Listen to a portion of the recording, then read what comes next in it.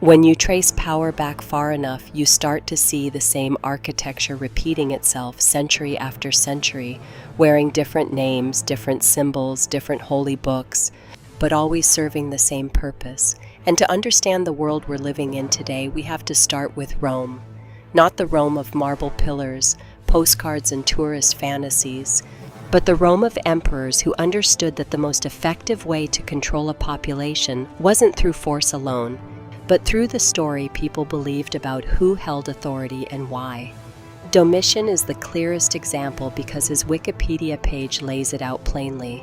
He ruled as an authoritarian, wrapped himself in religious and cultural propaganda, and cultivated a personal cult of personality that blurred the line between emperor and divine figure. He didn't just govern Rome, he shaped the narrative Rome lived inside. He controlled public morals, rewrote the boundaries of loyalty, and used symbolism to reinforce the idea that obedience to him was obedience to the gods.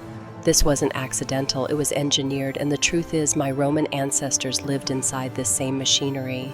Agrippina the Elder moved through a world where political survival depended on aligning with the imperial narrative. Antonia, both the wife of Pythodoros and Antonia Minor, were woven into dynastic alliances where marriages weren't personal choices but political strategies. Claudius, as emperor, expanded the bureaucracy and presided over public trials, reinforcing the imperial system rather than dismantling it. Marcia Fernilla, married to Titus, was used as political currency, her fate tied to the shifting winds of imperial favor. These weren't villains or heroes. They were participants in a system where power flowed through lineage, propaganda, and public perception. Then came the first great repackaging. Constantius Chlorus and his son Constantine didn't overthrow the Roman system, they rebranded it. The imperial cult became imperial Christianity. The emperor was no longer divine in the old sense. He was now God's chosen ruler. The rituals changed, the symbols changed, the language changed, but the architecture of control remained intact. The empire simply found a new story to justify the same hierarchy. My medieval ancestors inherited that repackaged system. Arnulf of Metz became a symbol of legitimacy for later dynasties. His lineage used to justify political authority. Sigimerus of Cologne, whether fully historical or partially constructed by later genealogists, became part of a narrative that linked ruling families to sacred or semi-divine origins. Childebert of Cologne ruled in a world where kingship was justified through divine right. Herbert Moine of Vermandois arranged marriages, forged alliances, and even committed murder to secure his family's position, all within a system where religion and politics were inseparable tools of power. These were not isolated acts. They were part of a long continuum in which institutions shaped narratives to maintain control. Once states formed, Mesopotamia, Greece, Rome, patriarchal control became law, not just custom. Did patriarchy replace earlier matrilineal or matrifocal systems?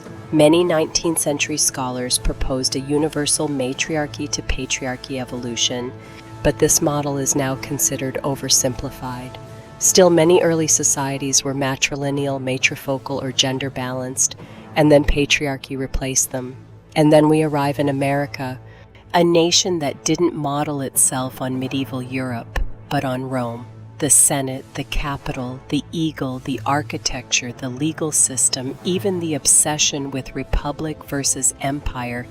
In all of it echoes the Roman blueprint. America is not Rome reborn, it is Rome repackaged. And just like Rome, it has layered religious rhetoric over political identity, creating a civic mythology that feels sacred even when it isn't. Today we're watching the fifth repackaging unfold.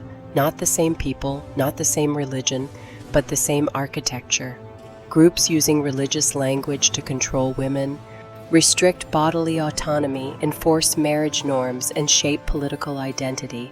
They shout morality while seeking power. They claim divine mandate while pushing legislation.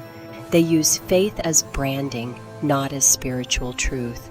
And none of this resembles the original Jesus movement, which emphasized interconnection, personal transformation, and compassion, not institutional control. I've believed in a higher power my whole life. That part has never wavered. But I never felt comfortable in churches, and I never felt comfortable with the way people inside those institutions acted. Something in me always knew the institution didn't match the message, and now I understand why. Spirituality is internal, institutions are external, and those two things have never been the same. This is not speculation, it's visible across anthropology, archaeology, and early legal codes.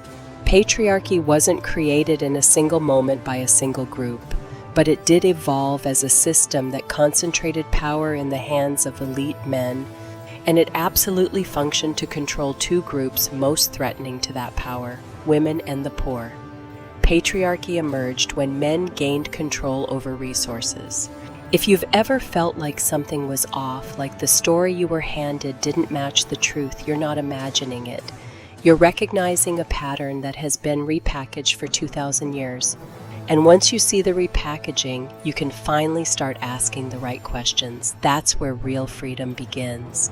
My great-granduncle Roger Williams saw the same thing. I see today the way some people use religion not as a path to truth, but as a tool to control others.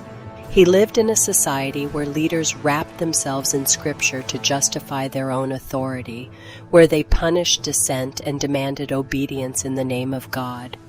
And he recognized instantly that this wasn't faith, it was manipulation, it was mind control dressed up as morality.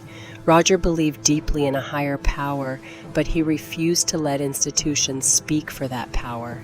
He saw the misuse, the hypocrisy, the way men twisted belief to serve their own ambitions, and instead of accepting it, he fought it. He separated church from state because he understood that when religion becomes a weapon, the soul becomes a casualty. He was a good man, a rare man, who stood up against the machinery of control and carved out a place where conscience could not be chained. His courage lives in me, his clarity lives in me, and his refusal to bow to corrupt authority is the same fire that burns in my own voice today.